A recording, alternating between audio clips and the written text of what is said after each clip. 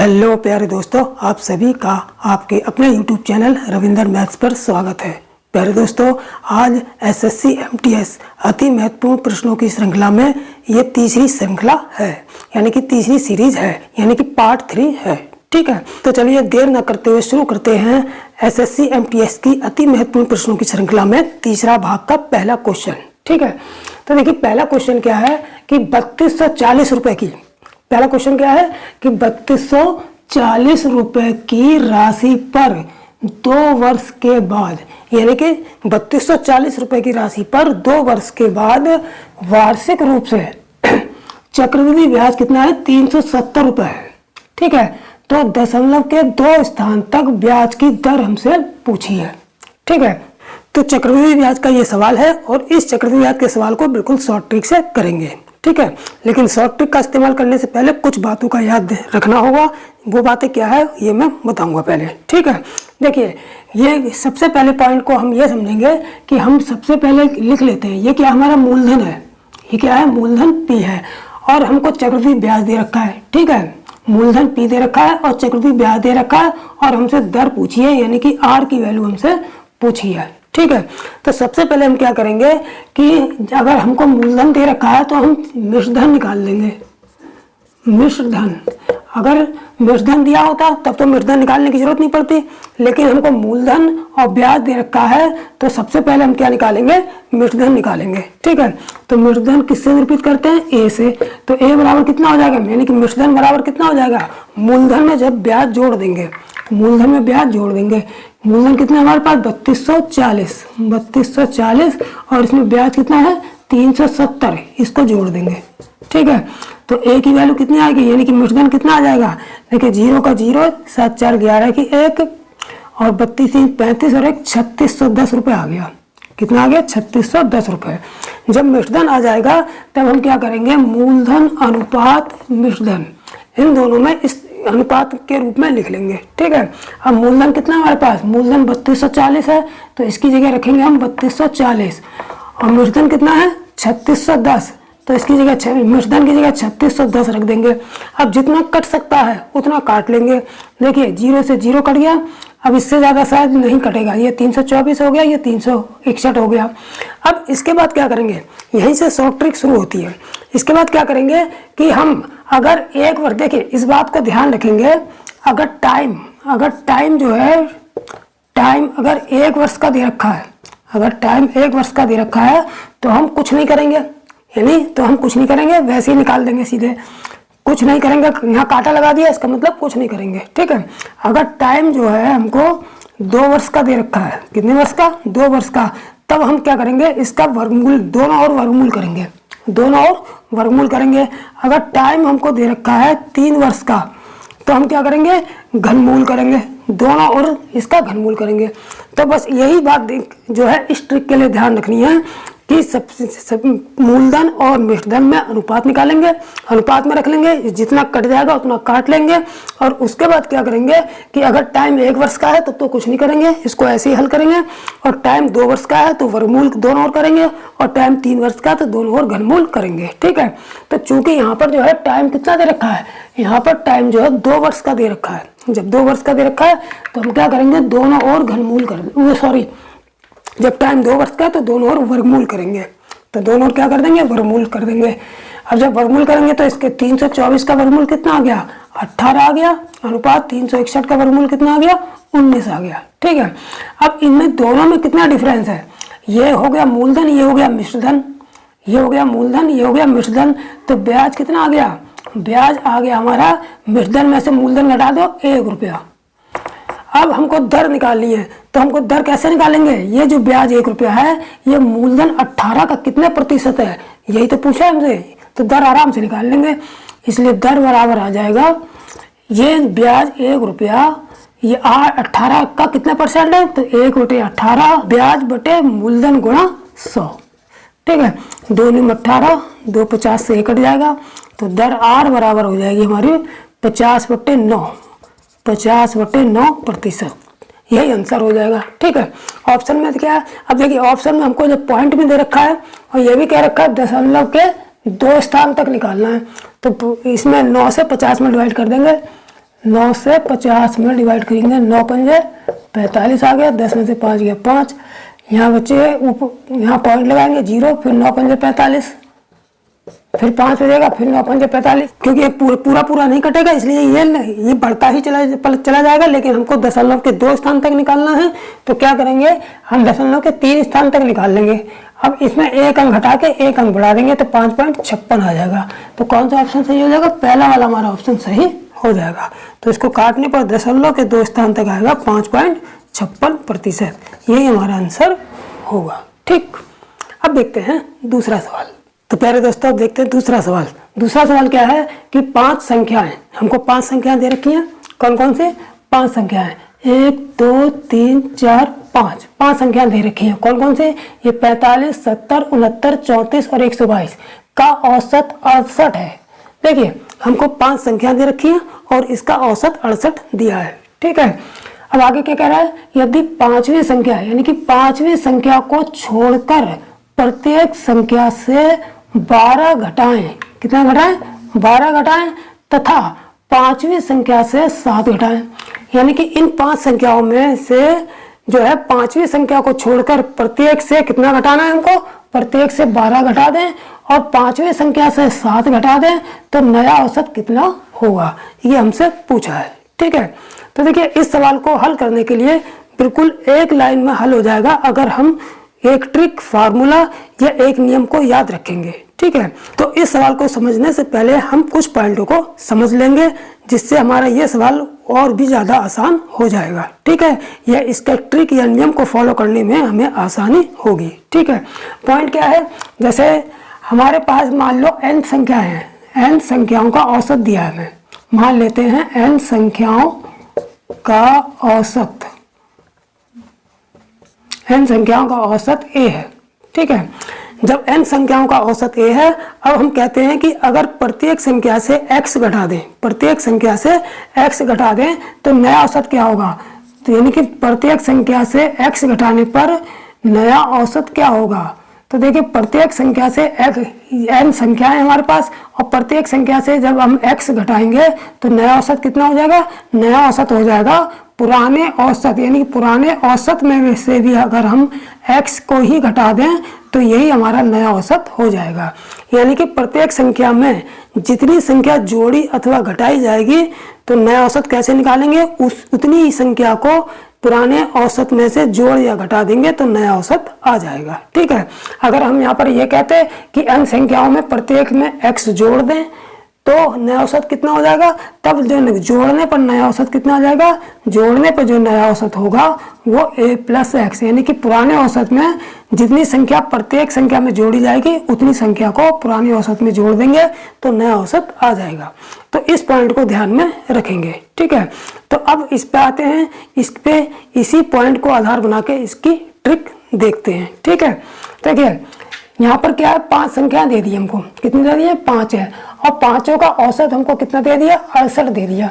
ठीक है, अब 5 में से 5वीं केवल एक संख्या को छोड़ दिया, यानी कि 5वीं संख्या को छोड़कर प्रत्येक से कितना घटाया है, प्रत्येक से 12 घटाया है। तो यहाँ पर पुराने औसत नया औसत निकालना है तो नया औसत कैसे निकलेगा, एक लाइन में निकालेंगे, बिल्कुल एक लाइन में, एक लाइन से दूसरी लाइन में ये आंसर नहीं निकलेगा, एक ही लाइन में आंसर निकलेगा। नया औसत बराबर आ जाएगा कैसे, सबसे पहले इस नियम को फॉलो करेंगे, यानी कि पुराने औसत में से 5वीं संख्या को छोड़कर प्रत्येक संख्या से जो संख्या घटाई जा रही है उसको हम घटा देंगे। तो पुराना औसत कितना आ गया हमारा, पुराना औसत आ गया हमारा 68, कितना हमको दे रखा है 68, 68 में से क्या माइनस करेंगे पे, क्योंकि घटाया जा रहा है प्रत्येक संख्या से 12 घटाया जा रहा है तो पुराने औसत में से हम क्या करेंगे, 12 घटा देंगे।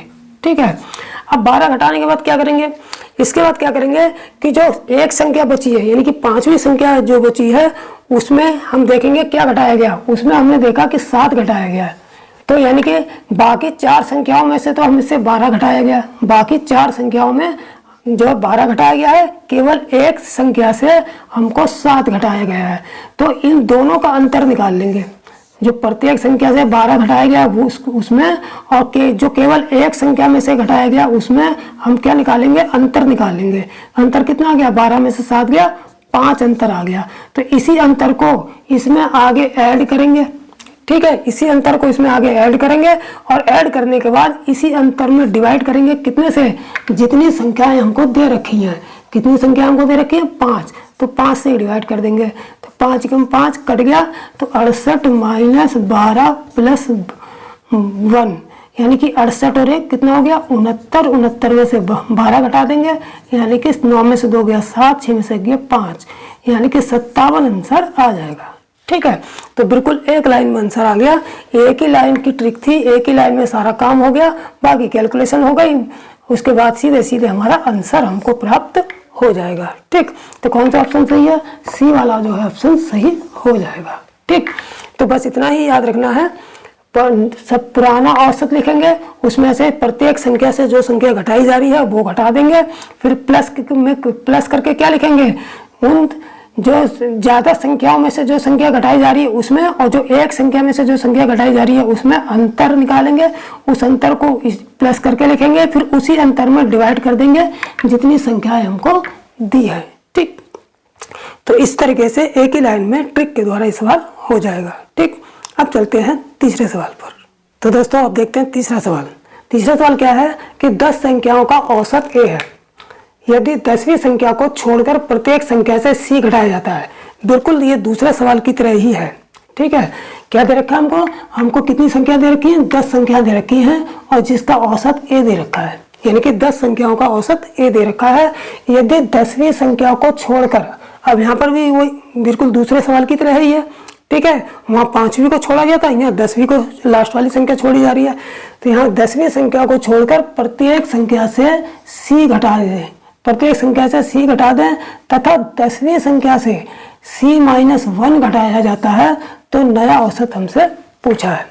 तो बिल्कुल इसे दूसरे सवाल में जो नियम बताया था, ट्रिक बताई थी, बिल्कुल उसी तरीके से करेंगे। ठीक है, तो नया औसत क्या आ जाएगा, यहाँ पर एक ही लाइन में आएगा, नया औसत बराबर कैसे निकालेंगे, बिल्कुल इजी है। सबसे पहले क्या करेंगे, पुराना औसत लिख लेंगे ए, इसमें से हम कौन सी संख्या माइनस करेंगे, यानी कि इसमें से क्या घटाया जाएगा, इसमें से वो संख्या घटाई जाएगी जो 9 संख्याओं में से घटाई गई है, यानी कि जो 9 संख्याओं में से घटाई गई है वो संख्या घटा देंगे। तो 9 संख्याओं में से क्या, 9 संख्याओं में से प्रत्येक से क्या घटाया गया है, सी घटाया गया है, तो यहाँ पर हम सी घटा देंगे। ठीक है, अब क्या करेंगे, अब जो 10वीं संख्या से जो संख्या घटाई जाएगी, यानी कि जो 10वीं संख्या से लास्ट वाली संख्या से जो संख्या घटाई जाएगी, उस संख्या और जो 9 संख्याओं में से घटाई गई संख्या में अंतर निकालेंगे कितना है।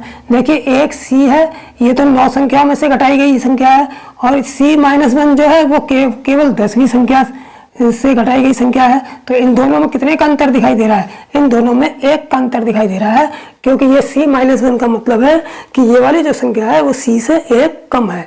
इसका मतलब दोनों में अंतर कितने का अंतर है, इन दोनों में 1 संख्या का अंतर है। तो मैंने बताया था कि जो अंतर आएगा वो इसके आगे प्लस करेंगे, यानी कि अंतर हमने 1 लिख दिया, बटे यहाँ डिवाइड कितने से करेंगे, डिवाइड उतने से करेंगे जितनी संख्याएं होंगी। तो संख्या हमारे पास कितनी है, संख्या हमारे पास 10 है, तो हम 10 से ही डिवाइड कर देंगे। ठीक है, 10 काट देंगे और 10 जब कटेगा तो 1 के बाद पॉइंट लग जाएगा। ठीक है, तो हमारा जो आंसर आ जाएगा A-C प्लस 0.1, यही हमारा नया औसत निकल के आ जाएगा। ठीक है, तो इस टाइप के सवाल के लिए ये बिल्कुल सटीक ट्रिक है, इसी ट्रिक से एक ही लाइन में पूरा आंसर आ जाएगा। ठीक, तो कौन सा ऑप्शन सही हो जाएगा, सी वाला ऑप्शन हमारा सही हो जाएगा। ठीक, अब चलते हैं चौथे सवाल पर। तो दोस्तों अब देखते हैं चौथा सवाल। चौथा सवाल क्या है कि किसी वस्तु का अंकित मूल्य, यानी कि किसी वस्तु का अंकित मूल्य हमको कितना दे रखा है, 2500 रुपये दे रखा है। किसी वस्तु का अंकित मूल्य कितना दे रखा है, 2500 रुपये दे रखा है। उसे क्रमशः 10% और 12% 2 क्रमिक छूटों पर बेचा जाता है, यानी कि उस वस्तु को जिसका अंकित मूल्य दे रखा है उसे 2 क्रमिक छूटों पर बेचा जाता है, यानी कि पहले 10% की छूट दी जाती है, फिर उस पर 12% की और छूट दे दी जाती है, यानी कि 2 क्रमिक छूटें दी जाती है। तो जब बेचा जाता है इन 2 छूटों पर, तो उस वस्तु का विक्रय मूल्य कितना होगा, यानी कि वो वस्तु कितने में बेची गई है, विक्रय मूल्य हमसे पूछा है। ठीक है, तो ये सवाल भी बिल्कुल एक ही लाइन में इसको हो जाएगा, एक ही लाइन में क्लियर इसको करने की पूरी कोशिश करेंगे, बल्कि एक लाइन में पूरा क्लियर होगा। ठीक है, कैसे, देखिए सबसे पहले क्या दे रखा है हमको, अंकित मूल्य दे रखा है, तो अंकित मूल्य लिख लेंगे 2500 रुपये गुणा, ठीक है। अब छूटें कितनी है, पहली छूट कितने की है, 10% की छूट है। जब पहली छूट 10% की है तो यहाँ पर लिखेंगे 100 माइनस 10/100, ठीक है। यानी कि 100 में से 10 घटा के तब लिखेंगे 100 गुणा, फिर दूसरी छूट कितने प्रतिशत की है, दूसरी छूट 12% की है, तो हम लिखेंगे 100 माइनस 12/100। यानी कि जो जो छूट दे रखी है, छूट का मतलब कमी, तो उतनी 100 में से कमी करके फिर बटा 100 कर देंगे। फिर दूसरी छूट 100 में से जितनी दे रखी है 100 में से उतनी कम करके फिर बटा 100 लिख देंगे, ठीक है। अब इसको बस, अब ये एक लाइन में हो गया, बस इसको कैलकुलेट कर देंगे।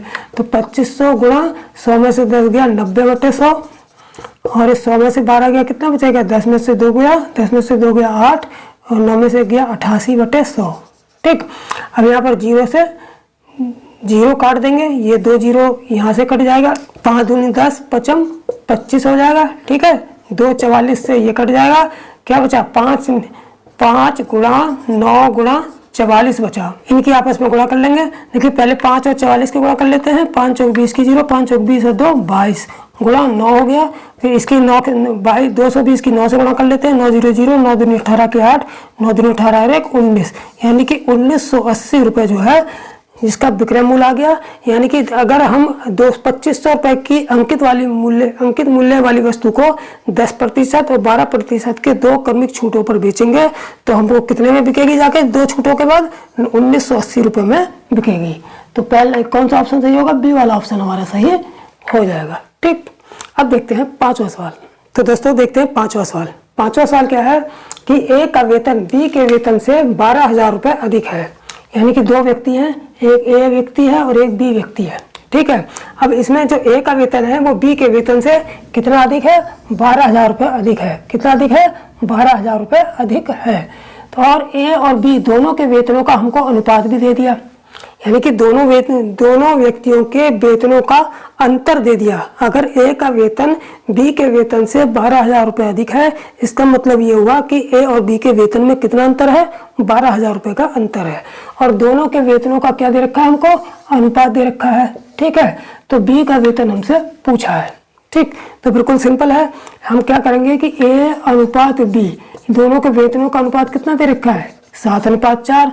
तो ए का वेतन कितना हो जाएगा, यहाँ कांस्टेंट लेके इसको अलग कर लेंगे। ए का वेतन आ गया 7x और बी का वेतन कितना आ गया 4x, ठीक है।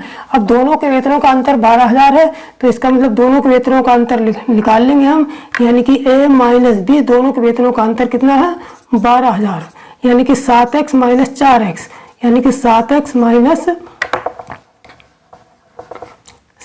माइनस 4x बराबर 12,000 हो गया, ठीक है। इसमें से इसको घटा लेंगे, 7 में से 4 गया तो ये 3x बचा बराबर 12,000 रुपये हो गया।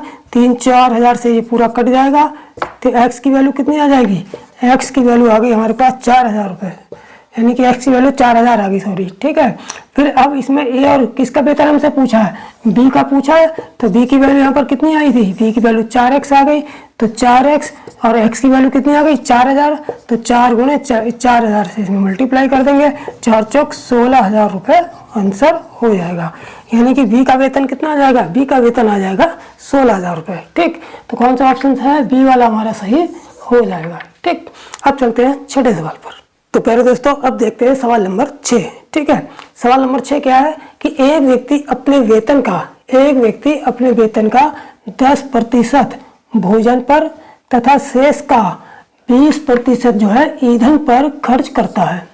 यानी कि कोई व्यक्ति है जो अपने वेतन का 10% भाग जो है वो भोजन पर खर्च कर रहा है, और 10% भाग खर्च करने के बाद जो शेष वेतन बचता है उस शेष वेतन का फिर 20%, यानी कि शेष का मतलब जो 10% भोजन पर खर्च करने के बाद जो उसका शेष वेतन बचता है उस शेष का, यानी कि उस शेष वेतन का 20% जो है ईंधन पर खर्च करता है।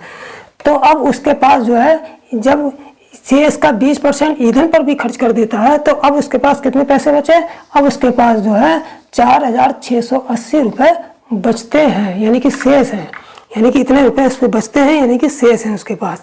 तो उसका कुल वेतन हमसे पूछा है, ठीक है। तो ये सवाल भी बिल्कुल आसानी से हो जाएगा और बिल्कुल एक सीरीज से चलेंगे, एक ही लाइन में जो है पूरी प्रक्रिया हो जाएगी। कैसे, देखिए मान लेते हैं कि मानव वेतन x है, मानव वेतन उसका कितना था, मानव वेतन x रुपए था। ठीक है, अब बिल्कुल यहाँ से सीरीज से शुरू करते हुए चलेंगे, स्टार्टिंग से बिल्कुल, क्या कि वेतन हमारे पास कितना है, x रुपए था। अब जब x रुपए वेतन था तो सबसे पहले कौन सा खर्चा किया, सबसे पहले उसने भोजन पर खर्च किए, कितने, 10%। जब 10% भोजन पर खर्च हो गए तो कितना बचा वेतन का, 10% भोजन पर खर्च हो गए, इसका मतलब 90% बचा। तो यहाँ पर x गुणा 90/100 कर देंगे। ठीक है, 90% का मतलब 90/100। ठीक है, तो ये इतना रुपया बचा उसके पास, यानी कि 10% तो खर्च हो गया, तो बचा कितना, x का 90%, यानी कि 90% का मतलब 90/100। ठीक है, अब इतना शेष बचा। अब शेष का, यानी कि इस शेष का कितना, 20% ईंधन पर खर्च कर दिया। अब जब इस शेष का 20% ईंधन पर खर्च कर दिया तो इसका कितना प्रतिशत बचा, 80% बचा। तो यहाँ पर फिर 80% लिख लेंगे, यानी कि 80/100 लिख लेंगे। ठीक है, जब इतना भी, इस शेष का भी इतना खर्च कर दिया तो 20% खर्च करने के बाद अब इतना बचा, अब उसके पास कितना बचा, इतना बचा। ठीक है, यानी कि कुल वेतन का 10% खर्च किया, तब इतना 100 में से 10 चला गया, 90% बचा। फिर इस शेष का भी 20% खत्म कर दिया, तो 100 में से 20 गए, यानी कि इसका 80% बचा, तो इसका 80% कर दिया। ठीक है, अब ये कितना वेतन है, ये जो वेतन बचा है ये बचा हुआ वेतन है, ये कितना है, जो अब उसके पास जो शेष है उसके बराबर है। तो उसके पास शेष रुपया कितना है, 4680। तो इसको हम जो है 4680 के बराबर रख देंगे। ठीक, अब इसको x की वैल्यू निकाल लेंगे, तो x बराबर कितना हो जाएगा, 4680 गुणा ये 100 ऊपर आ गया, दोनों क्रॉस मल्टीप्लाई से, और ये 90 गुणा 80 नीचे ले लेंगे।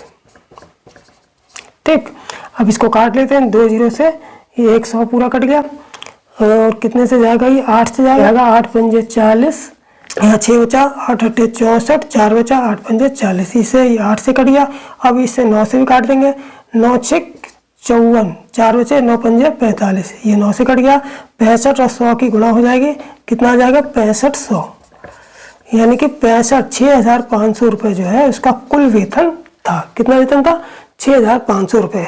ठीक है, देखिए इसको इस तरीके से समझाते हुए भी मैंने करा दिया, इसको हम शॉर्ट फार्मूले के रूप में भी इसको कर सकते हैं। कैसे, हमें शॉर्ट फार्मूले में इसको कैसे करेंगे शॉर्ट तरीके से, ये यहाँ पर थोड़ा सा मैं बता देता हूँ।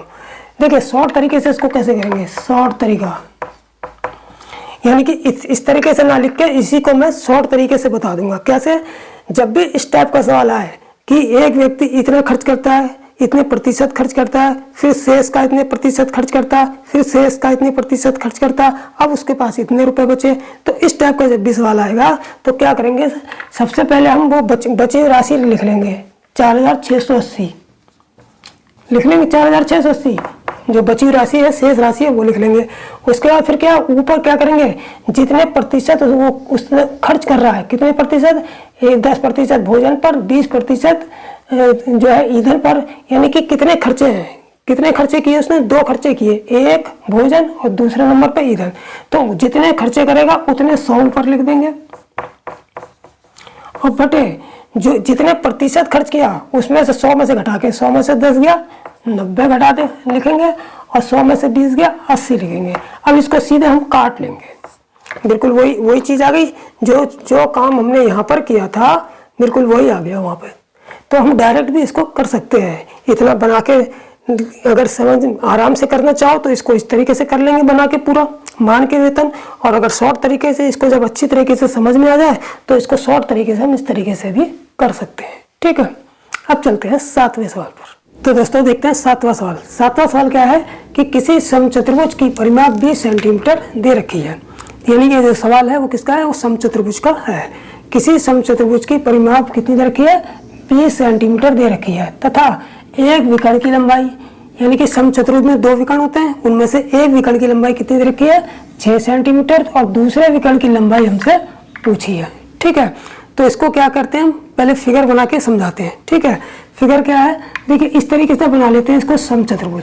ठीक है, समचतुर्भुज की क्या क्या कंडीशन होती है? सबसे पहली कंडीशन होती है इसकी चारों भुजाएं बराबर होती हैं। चूंकि चारों भुजाएं तो वर्ग की भी बराबर होती हैं, लेकिन इन दोनों में इतना अंतर है कि समचतुर्भुज की चारों भुजाएं तो बराबर होती हैं, लेकिन प्रत्येक कोण 90 डिग्री का नहीं होता है, जबकि वर्ग में चारों भुजाएं भी बराबर होती हैं और प्रत्येक कोण 90 डिग्री का होता है, इसलिए उसे वर्ग कहते हैं। और इसमें प्रत्येक कोण 90 डिग्री का नहीं होता है, इसलिए और चारों भुजाएं बराबर होती है, ये समचतुर्भुज कहलाता है। ठीक है, तो देखिए चारों भुजाएं इसकी कैसी आपस में बराबर, ए बी सी डी हम एक समचतुर्भुज बना लेते हैं जिसकी चारों भुजाएं बराबर हैं। अब प्रत्येक भुजा कितने की है? देखिए परिमाप हमको दे रखा है। क्या दे रखा है? परिमाप। परिमाप का मतलब चारों भुजाओं का योग। परिमाप का मतलब चारों भुजाओं का योग। जब चारों भुजाओं का योग 20 सेंटीमीटर हमको दे रखा है और चारों भुजाएं समान हैं, तो प्रत्येक भुजा कितने की हो जाएंगी? इस चारों भुजाओं के योग में 4 से डिवाइड कर देंगे, यानी भुजाओं की संख्या से डिवाइड कर देंगे, तो प्रत्येक भुजा आ जाएगी 5 सेंटीमीटर। तो प्रत्येक भुजा कितने हो गई? 5-5 सेंटीमीटर की हो गई। ठीक है, तो प्रत्येक भुजा कितने की होगी? 5-5 सेंटीमीटर की। दूसरी कंडीशन क्या है कि समचतुर्भुज में जो विकर्ण होते हैं, ये विकर्ण हो गए, ये और ये दोनों ही एक दूसरे को समद्विभाजित करते हैं, यानी कि आधा आधा डिवाइड करते हैं। ठीक है, और तीसरी कंडीशन ये है कि ये विकर्ण जो होते हैं एक दूसरे पर समकोण बनाते हैं, यानी कि 90 डिग्री का कोण भी बनाते हैं। ठीक है, तो अब जिसमें एक विकर्ण की लंबाई कितनी है? 6 सेंटीमीटर। तो हम एक विकर्ण की लंबाई जो है 6 सेंटीमीटर ले लेंगे, ये हमारी हो गई 6 सेंटीमीटर। ठीक है, जब ये पूरी BD 6 है, कितनी है? BD बराबर कितना है? 6 सेंटीमीटर। ठीक है, यहाँ पर कोई बिंदु O ले लेते हैं, तो हम ये देखेंगे कि O भी कितनी हो जाएगी, क्योंकि O पॉइंट जो होता है, दोनों विकर्ण O पॉइंट पर जो है एक दूसरे को समद्विभाजित करते हैं, आधा आधा विभाजित करते हैं। तो अगर BD 6 है तो O भी कितनी हो जाएगी? O भी जो हो जाएगी हमारी 3 हो जाएगी। ठीक है, जब O भी 3 हो जाएगी। ठीक है, अब क्या लेंगे? ये वाली जो भुजा है इसको हम क्या करते हैं? इसको हम ले लेते हैं X ले लेते हैं, यानी कि AO। अब ये O पॉइंट जो है इस विकर्ण AC को भी समद्विभाजित कर रहा है, आधा आधा कर रहा है, तो ये जो हो गया X, इसको मान लेंगे, AO को हम X मान लेंगे। अब क्या देखते हैं कि ये कोण जो है 90 डिग्री हो गया, AOX मान लिया हमने, और O भी हमारा 3 आ गया। अब यहाँ पर जब 90 डिग्री है तो ABO क्या है? एक समकोण त्रिभुज है। AO भी क्या है? एक समकोण त्रिभुज है। जब AOB समकोण त्रिभुज है, देखिए त्रिभुज AOB समकोण त्रिभुज है। कैसा त्रिभुज है? समकोण त्रिभुज है। जब ये समकोण त्रिभुज है तो क्या होगा? हम पाइथागोरस प्रमेय लगा के इस भुजा को निकाल लेंगे। इसलिए अब इसमें पाइथागोरस प्रमेय कैसे लगेगी? जब ये समकोण त्रिभुज है तो समकोण त्रिभुज के सामने की भुजा कौन? ये वाली भुजा क्या कहलाएगी? ये भुजा हमारी क्या कहलाएगी? कर्ण कहलाएगी। तो ये हो जाएगा कर्ण का स्क्वायर, यानी कि 5 का स्क्वायर बराबर लंब का, ये लंब हो गया, ये आधार ले लेंगे, इसको लंब ले लेंगे, तो लंब का स्क्वायर यानी कि x स्क्वायर प्लस आधार का स्क्वायर, यानी कि आधार कितना है यहाँ? O भी कितना है? 3, तो ये 3 का स्क्वायर हो जाएगा। ठीक है, अब ये हो जाएगा हमारा 5 पंजे 25, ये x स्क्वायर प्लस 3 3 9, यानी कि x स्क्वायर बराबर हो जाएगा 25, इसको उठा के इधर लाएंगे माइनस के 9, तो x स्क्वायर बराबर 16 हो गए। तो x बराबर √16, यानी कि स्क्वायर हटाएंगे रूट लग जाएगा, तो x बराबर 4 सेंटीमीटर आ गया। यानी कि जब ये 4 आ गई, कितनी? AO जो हमारी आ गई, AO बराबर 4 सेंटीमीटर आ गई। जब AO 4 सेंटीमीटर आ गई, हमको निकालना क्या है? दूसरा विकर्ण निकालना है, यानी कि विकर्ण AC निकालना है। तो चूंकि हम जानते हैं AC बराबर है 2 गुणा AO, यानी कि AC जो है इस AO भुजा का दुगना है। क्यों? क्योंकि O पॉइंट जो है वो AC को समद्विभाजित करता है, आधा आधा विभाजित करता है, इसलिए जो AC है वो AO का दुगना होगा, यानी कि AC बराबर 2 गुणा AO, यानी कि 2 गुणा AO की वैल्यू कितनी आई? 4 आई। 4 बराबर 8 सेंटीमीटर आंसर आ जाएगा। यानी कि जो दूसरा वाला जो विकर्ण है, विकर्ण जो AC है वो कितना आ जाएगा? 8 सेंटीमीटर आंसर आ जाएगा। ठीक, तो इस तरीके से इस समचतुर्भुज के जो कंडीशन है, इसके फिगर को बना के और इसकी कंडीशन को याद रखते हुए ये सवाल आसानी से हल हो जाएगा। ठीक, तो कौन सा ऑप्शन सही हो जाएगा? C वाला ऑप्शन हमारा सही होगा। ठीक, अब देखते हैं 8वां सवाल। तो प्यारे दोस्तों, अब देखते हैं 8वां सवाल। 8वां सवाल जो है ये साधारण ब्याज का सवाल है। क्या सवाल है कि कोई व्यक्ति 2 वर्षों के लिए 500 रुपये, यानी कि कोई व्यक्ति है वो 2 वर्षों के लिए, कितने वर्षों के लिए? 2 वर्षों के लिए 500 रुपये, 5 वर्षों के लिए 600 रुपये, 6 वर्षों के लिए 1000 रुपये साधारण ब्याज की दर पर जमा करता है। ठीक है, यानी कि अलग अलग समय के लिए अलग अलग रुपया जमा करता है। 2 वर्षों के लिए 500 रुपये, 5 वर्षों के लिए 600 रुपये तथा 6 वर्षों के लिए 1000 रुपये जमा करता है। ठीक है, यदि उसे इन सभी पर कुल ब्याज, इन सभी पर जो है उसे कुल ब्याज 1000 रुपये प्राप्त हो तो ब्याज की दर हमसे पूछिए। ठीक है, तो बिल्कुल इजी है, इसको एक ही लाइन में इसके मेथड को क्लियर करेंगे। कैसे, देखिए क्या फार्मूला होता है ब्याज की, साधारण ब्याज में ब्याज की दर का फार्मूला क्या होता है, ब्याज की दर का फार्मूला होता है ब्याज गुणा 100, ब्याज गुणा 100 बटे मूलधन गुणा समय, मूलधन गुणा समय, ये फार्मूला होता है। साधारण ब्याज में ब्याज की दर का फार्मूला क्या होता है, ब्याज गुणा 100 बटे मूलधन गुणा समय। ठीक है, तो इसी फार्मूले का उपयोग करके एक ही लाइन में पूरे उत्तर को एडजस्ट करेंगे। कैसे, देखिए बिल्कुल शॉर्ट ट्रिक है, जैसी ट्रिक बताऊंगा उसी हिसाब से चलेंगे। ब्याज गुणा 100, तो यहाँ पर जो ब्याज लिखा है तो यहाँ पर हम क्या लिखेंगे, कुल ब्याज। तो कुल ब्याज कितना हो गया, 1000 रुपये। ठीक है, गुणा 100 ऐसे लिख देंगे, फिर बटे, अब यहाँ पर क्या है, मूलधन गुणा समय। तो मूलधन गुणा समय अलग अलग वर्षों के लिए अलग अलग दे रखे हैं, तो सभी वर्षों के लिए सभी मूलधन गुणा समय लिखकर यहाँ पर प्लस करते हुए चलेंगे। तो पहले कितने वर्षों के लिए, पहले 2 वर्षों के लिए, पहले कितने वर्षों के लिए, 2 वर्षों के लिए मूलधन कितना दे रखा है, 500 रुपये दे रखा है। तो 2 गुणा 500 यानी कि 500 गुणा 2, 2 गुणा 500, ये पहले वर्ष का मूलधन गुणा समय, यानी कि पहली कंडीशन का मूलधन गुणा समय हो गया। ठीक है, फिर प्लस, फिर दूसरी कंडीशन का मूलधन गुणा समय 5 वर्ष के लिए कितना है, 600। तो 5 गुणा 600, 5 गुणा कितना हो गया, 600, ये दूसरी कंडीशन वाला मूलधन गुणा समय हो गया। फिर तीसरी कंडीशन में 6 वर्षों के लिए 1000 रुपये दिए थे, तो 6 प्लस 6 गुणा 1000। ठीक है, तो ये 3 कंडीशनों में जो पैसा जमा किया था अलग अलग समय में अलग अलग मूलधनों का, वो तीनों कंडीशनों का पैसा मूलधन गुणा समय करके यहाँ पर ऐड करते हुए चलेंगे। बस हो गया, अब ये पूरा आंसर इसी को कैलकुलेशन करके आ जाएगा एक ही लाइन में। ठीक, अब इसको सॉल्व कर लेंगे। ठीक है, तो यहाँ कितना लिखेंगे, पहले हम 1000 ऐसा ही लिख देंगे, 1100 बटे, अब देखिए 500 दूनी 1000, इन दोनों की मल्टीप्लाई कितनी आ गई, 1000, यहाँ प्लस, फिर प्लस कर दिया, 6 पंजे 30 और 2 जीरो ये, यानी कि 3000 प्लस 6 की 1000 में गुणा करेंगे 6000 आ जाएगा। ठीक, अब कितना होगा, ऊपर तो ऐसे ही रहने देंगे, 1000 गुणा 100 बटे, नीचे इनको जोड़ देंगे 1000 और 3000 4000 और 6000 कितने हो गए, 10000, कितना आ गया नीचे, 10000।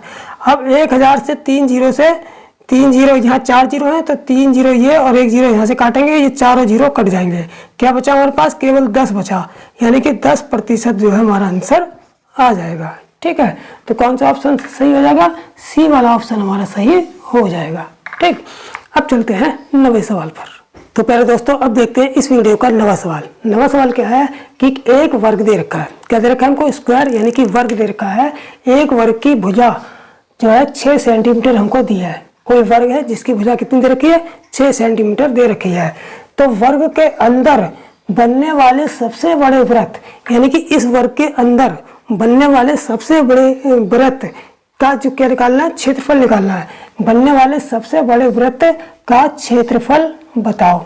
ठीक है, तो किसी भी वृत्त के अंदर बड़े से बड़े जो वृत्त बनता है उसकी जो त्रिज्या होती है उस वर्ग की भुजा की आधी होती है। इस बात को हमेशा याद रखेंगे कि कोई भी वर्ग है उसके अंदर बड़े से बड़े यानी कि जो सबसे बड़ा वृत्त बनता है उस वृत्त की त्रिज्या जो होती है वो उस वर्ग की भुजा की आधी होती है। कैसे, इसका फिगर बना के भी देख लेते हैं। जैसे ये वर्ग है, ये क्या है, वर्ग है। ठीक है, अब इसकी भुजा कितनी है, 6 सेंटीमीटर, 6 है ये। ठीक है, तो यहाँ पर जब इसका सबसे बड़े से बड़ा वृत्त कौन सा होगा, बड़े से बड़ा वृत्त वो होगा जो इनकी भुजाओं को टच करता हुआ जाएगा, जो इनकी चारों भुजाओं को टच करता हुआ जाएगा वो बड़े से बड़ा वृत्त होगा। अब इसकी त्रिज्या कितनी होगी, इसकी त्रिज्या ये सेंटर हो गया, तो इसकी त्रिज्या कहाँ से होगी, इसकी त्रिज्या यही तो होगी जो इसकी भुजा को टच करेगी। ठीक है, इसकी त्रिज्या ये होगी। ठीक, अब इसकी त्रिज्या कितनी होगी, ये पूरी भुजा क्या है, ये बिल्कुल सेंटर में है तो इसको आगे बढ़ा दें तो ये जो, अगर इसको आगे बढ़ा दें तो वृत्त का व्यास हो जाएगी, और जो व्यास होगी वो इस वर्ग की क्या होगी, भुजा होगी। व्यास जो होगी इस वर्ग की भुजा के बराबर होगी, यानी कि ये भी 6 होगी। और व्यास का आधा त्रिज्या होती है, यानी कि इसका आधा कितना हो गया, 3 सेंटीमीटर, यानी कि वृत्त की त्रिज्या r बराबर कितनी हो जाएगी, 3 सेंटीमीटर हो जाएगी, और जो कि इस वर्ग की भुजा का आधा है।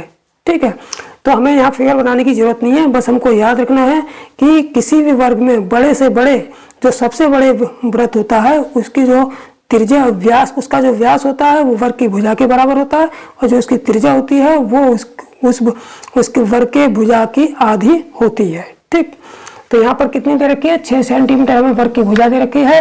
तो बने बड़े से बड़े वृत्त की त्रिज्या, बड़े से बड़े वृत्त की त्रिज्या कितनी हो जाएगी, इसकी आधी, यानी कि 6/2, 2 तिया 6, यानी कि 3 सेंटीमीटर। ठीक है, जब वृत्त की त्रिज्या पता चल गई तो हम क्या निकाल लेंगे, हम क्षेत्रफल निकाल लेंगे। तो क्षेत्रफल कितना आ जाएगा, क्षेत्रफल आ जाएगा, वृत्त का क्षेत्रफल क्या होता है, पाई आर स्क्वायर। तो पाई की वैल्यू हमको दे रखी है 22/7, तो 22/7 गुणे आर स्क्वायर, 22/7 गुणे आर स्क्वायर। आर कितना आया था, 3, तो 3 का स्क्वायर लिख लेंगे। ठीक है, तो अब इसको खोल लेंगे, कितना आ जाएगा, 22/7 गुणा 3 तिया 9, तो इसकी मल्टीप्लाई हो जाएगी, 9 दूनी 18 के 8, 9 दूनी 18 और 1 19, और बटे 7, यानी कि ये से वर्ग सेंटीमीटर, कितना आ जाएगा, वर्ग सेंटीमीटर। तो इसका ये क्षेत्रफल कितना आ जाएगा, 198/7 वर्ग सेंटीमीटर आ जाएगा। कौन सा ऑप्शन सही हो जाएगा, पहला वाला ऑप्शन हमारा इसमें सही हो जाएगा। अब चलते हैं सवाल नंबर 10 पर। तो पहले दोस्तों अब देखते हैं 10वां सवाल, यानी कि इस वीडियो का अंतिम सवाल। ठीक, तो देखिए 10वां सवाल क्या है कि किसी वस्तु को 15% लाभ पर जो है 1725 रुपये में बेचा जाता है। यानी कि कोई वस्तु है, उसको 15% लाभ पर, कितने, 15% लाभ पर 1725 रुपये में बेचा जाता है। ठीक है, यदि इसे 15% हानि, देखिए ये 15% लाभ पर जब बेची जा रही है तो कितने में बिक रही है, 1725 रुपये में बिक रही है। अब ये कह रहा है कि अगर इसे 15% हानि पर बेचें तो इसका विक्रय मूल्य कितना होगा, यानी कि तब ये कितने रुपए में बेची जाएगी।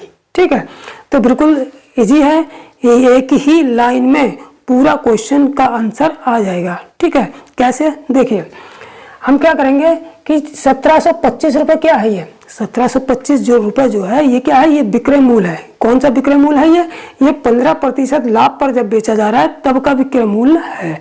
तो हम क्या करेंगे, इसी विक्रय मूल्य को लिख लेंगे पहले, 1725 रुपये गुणा, ठीक है 1725 लिख लिया, फिर गुणा। अब ये चूंकि विक्रय मूल्य है तो विक्रय मूल्य से हम इसकी सहायता से क्या निकालेंगे, पहले क्रय मूल्य निकाल लेंगे। कैसे, क्रय मूल्य निकालने के लिए हम क्या करेंगे कि जब 15% लाभ पर बेची जा रही है तो हम यहाँ पर कितना लिखेंगे, 115/100, 115/100 लिखेंगे।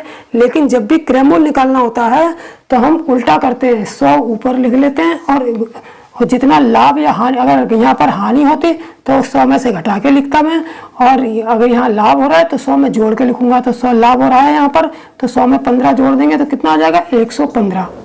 ठीक है, तो इस बात को याद रखेंगे, चूंकि ये विक्रय मूल्य था तो विक्रय मूल्य से जब क्रय मूल्य निकालते हैं तो हम क्या करते हैं कि 100 को ऊपर रखते हैं और लाभ या हानि जो जोड़ या घटाकर उसको 100 में नीचे रखते हैं। ठीक है, अगर ये हमको दिया होता है क्रय मूल्य और क्रय मूल्य से जब हमको विक्रय मूल्य निकालना होता तब हम क्या करते हैं, तब हम जो है 100 में लाभ या हानि जोड़ के या घटा के ऊपर रखते और 100 को नीचे रखते हैं। ठीक है, तो ये तो आगे हमारा, जब हमने इस विक्रय मूल्य में 100 को ऊपर रखा और नीचे लाभ को 100 में जोड़ के रख दिया, तभी हमारा क्या आ गया, ये आ गया हमारा क्रय मूल्य आ गया।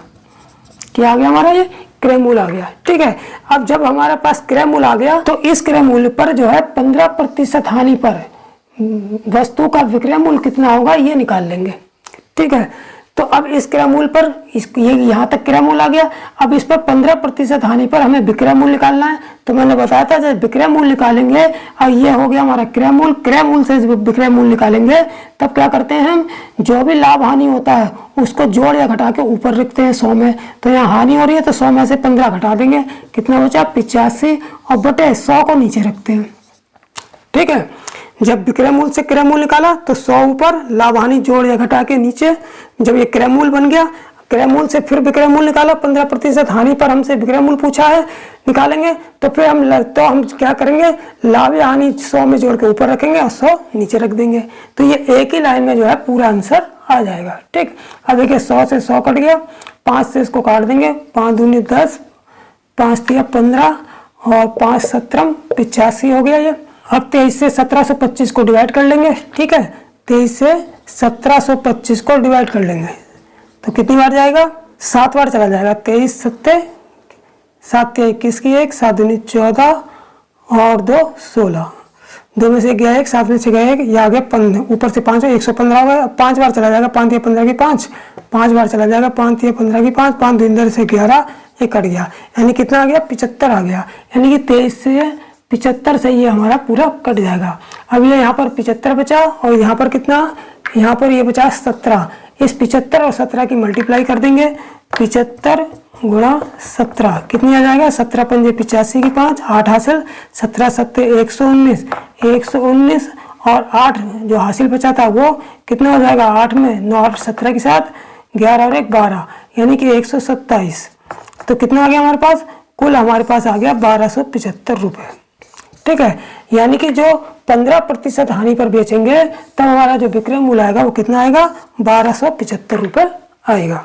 ठीक है, तो इस प्रक्रिया को अच्छी तरह समझ गए होंगे। जब भी इस टाइप का सवाल आएगा तो उसको एक ही लाइन में बिल्कुल क्लियर कर लेंगे। ठीक है, तो कौन सा ऑप्शन सही हो जाएगा, हमारा बी वाला जो ऑप्शन सही हो जाएगा।